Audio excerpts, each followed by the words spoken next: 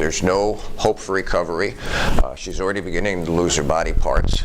She tries to cut off her own tongue to bleed out. That doesn't work. And she feels like life's hopeless. Why bother? She's at the end of it, even though she's, what, about 38, 40, 42 in the movie? She feels like life's over for her, okay? So for someone who entertains the thought of euthanasia, for them that would be a good death, or it would be a happy death, and that's why the definition of euthanasia is a good or a happy death. I put it up there for a reason. Euthanasia, by its definition, is either a good or happy death. It's a matter of quality of life. When you don't feel like you have quality, why am I still here? And any of you work in end-of-life care, you hear it all the time. All the time. And it's not just groaning at night. You hear them groaning and wondering. My dad every morning would get up, why am I still here? Because you're not there. And I can't do anything about it legally yet. Not without major consequences. So the law says that euthanasia is an act of commission. Someone is committing an act by choice, self-aware, self-rational, self-aware, self-conscious, and rational. Someone is rationalizing putting someone out of their misery,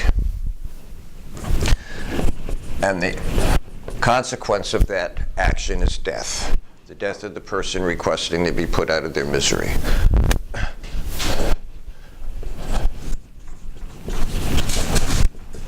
And the law says that is a premeditated act. And because of the nature of the act, it is legally considered to be murder. And that's why it's illegal. An act of commission that ensures someone's death through premeditation on the part of the person who's committing the action, and it results in the patient's death, and the law calls that first-degree murder, premeditated death, and you will be charged with a crime.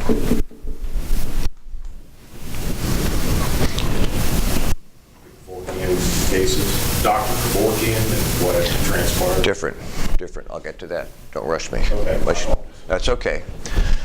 So then we get to 1990 and we get to Cruzan versus Missouri. And Cruzan versus Missouri gives rise to patient rights, that the patient has a right to be informed of any treatment they're about to undergo, as well as research, and to give their consent. Without consent, you can't do things to them. It also gives rise to living wills, do not resuscitate orders, durable powers of attorney, surrogates, people who can stand in your place and make decisions for you.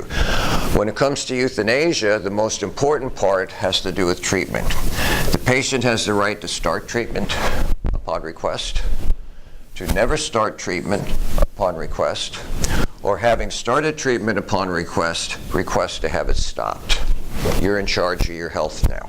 Since 1990, it is completely under your control. You can start treatment, you can never start treatment, or you can start and you can choose to stop treatment. So I think I've mentioned this. I had a friend named Ken. He had liver cancer, went into remission for 7 years, came roaring back. First thing they do when cancer comes back, they jack you up to chemotherapy.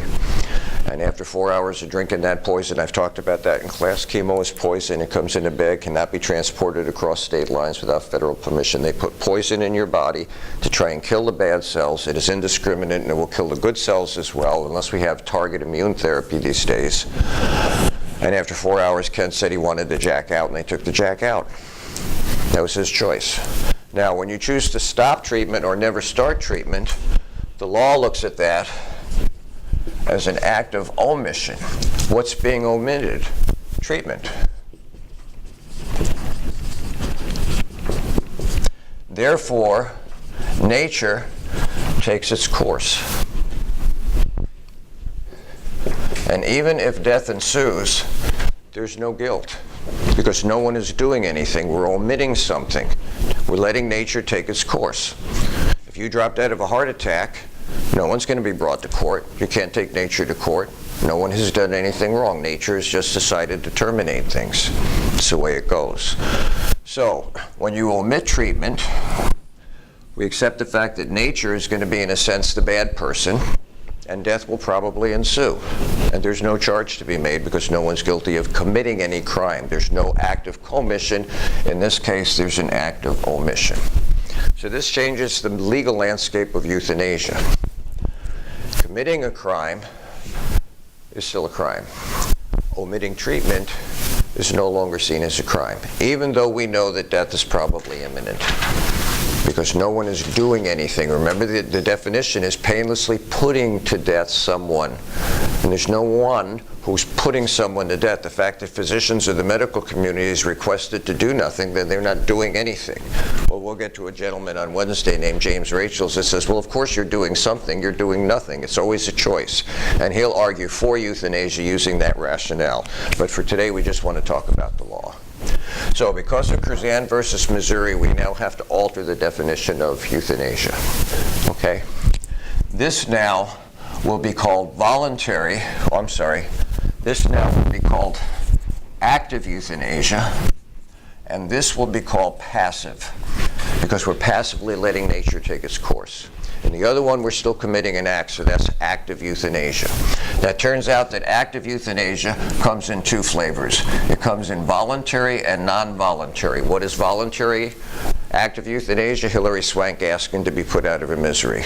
She's volunteered for it. If it ever becomes legal, you will have to volunteer for it. And we'll get to this when we get to physician-assisted suicide. There'll be a narrow range of how you qualify to have someone euthanize you and to have someone legally do it to you. How about non-voluntary active euthanasia? That's when you don't volunteer for it. So The Gladiator with Russell Crowe and Joaquin Phoenix, and they open the movie up, and Caesar is fighting the last battle with the Germanic tribes, and Joaquin, who's his compass is a little bit off. And he shows up. How many of you seen the movie? And he shows up, and he jumps off his white horse, and he says, "Father, did I miss the battle?" And his father says, "You missed the war." And of course he's humiliated, but he's been humiliated his whole life. So then they have the encampment, and they've won the last battle. There's no more battles to be fought. And Caesar's decided he's going to turn the throne over to the Spaniard, Russell Crowe. And he tells Joaquin about it later on in the night, and his compass starts spinning around, and he's freaking out, and the father begs him to forgive him. And the father gets down on his knees, and he begs Joaquin to forgive him, and Joaquin wraps his arms around his father's head and pushes his face into his garments, and he suffocates him to death. Non-voluntary active euthanasia. Grandma is dying of stage 4 lung cancer, and you drown in your own fluid. It is a horrible death. And you cough, you hack all the time, you can crack your lungs. I don't want to do it, it hurts too much. And one night Grandpa has to put her out of her misery, puts a pillow over her face. Now that would be upon request. If there was no request, then he did it because he couldn't deal with her suffering anymore. That would be non-voluntary active euthanasia. Either one of these is illegal. Nowhere in the United States is voluntary active euthanasia legal. There's some countries in the world, and I'll get to that in the notes, but nowhere in the States. So this is off the table as far as the law is concerned for now. Passive euthanasia comes in two flavors as well. Voluntary and non-voluntary. What's voluntary? A living will. You volunteer what you want done, either if you can speak for yourself and you're in your right mind, or if you're no longer able to speak for yourself, your will speaks for you. That's why we call it a living will. You can request under certain conditions that you don't want certain things done for you, or you want certain things done for you, and I explain that to you. Okay, so that is voluntary passive euthanasia. What about non-voluntary? You don't have a living will. And if they decide that you're not in your right mind, if they Baker Act you, or if you're in an irreversible coma or persistent vegetative state and can't represent yourself, you don't get to speak for yourself. Other people stand in the gap for you, and it always well, I shouldn't say always, but oftentimes it'll go to court for resolution. So we have the Terry Schiavo case. Michael, her husband, is the closest as far as the law is concerned to matrimony. The family's fighting him. Michael wins every time they fight him. And in the very end, they decide that they're going to unhook her. But it's a battle, because there's no will. There's no expression of voluntary, passive euthanasia. Everybody with me on that? So any questions about that? You're going to get tested on all of this, the definitions, the legal rights, and what's not within your legal rights when it comes to euthanasia. Go ahead, dear. Is non-voluntary passive still legal? That's a great question. Non-voluntary passive is. That's when the family makes a decision. Okay? And whatever the court decides is in your best interest, and sometimes it agrees with the family, sometimes it doesn't. Didn't agree with Terry Schiavo's mom and dad. It always agreed with Michael. That's a long, drawn-out, ugly battle. In this case, because there was no will, the court wouldn't allow her to have treatment withdrawn. And the same thing happened with Karen Ann Quinlan in New Jersey. That's the strength of having a live-in will at any age. At any age. So we understand euthanasia. You see it on your quiz, right? I have agreement. Go ahead. Come on. I know now the VA itself, I don't know about the private sector, but I know I was forced, I had to have surgery done, and I had to make sure my living will was up to date before they...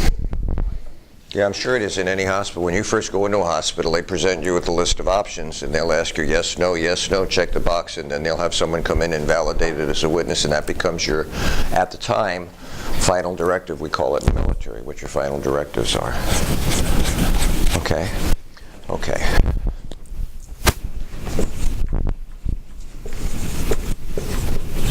So here's the slippery slope argument.